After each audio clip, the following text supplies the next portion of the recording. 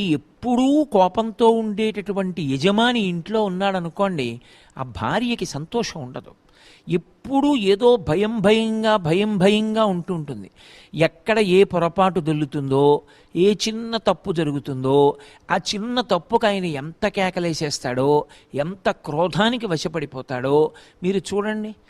పాపం జీవితాంతం బతికున్న నాళ్ళు భర్త సంతోషంగా తినాలని వండి పెడుతుంది. ఏదో ఒక్కరోజు ఆవిడ మనిషే, ఎక్కడో చిన్న పొరపాటు జరిగి కాస్త ఉప్పు తక్కువో ఎక్కువో అవుతుంది. అంత మాత్రం చేత కంచాలు విసిరేసి భార్యని పట్టు కొట్టేసి తిట్టేసి నానా రభస చెయ్యక్కర్లేదు. ఇంట్లో అంత కోపంతో ఉండేటటువంటి వ్యక్తి ఒక్కడున్నా చాలు. అది తండ్రి కావచ్చు, తల్లి కావచ్చు, బిడ్డలు కావచ్చు, తాత కావచ్చు. ఆ ఇంట్లో వాతావరణం భయంతో, ఉద్విగ్నతతోటి ఉంటుంది. ఏమంటే ఏమొస్తుందో మాట్లాడడానికి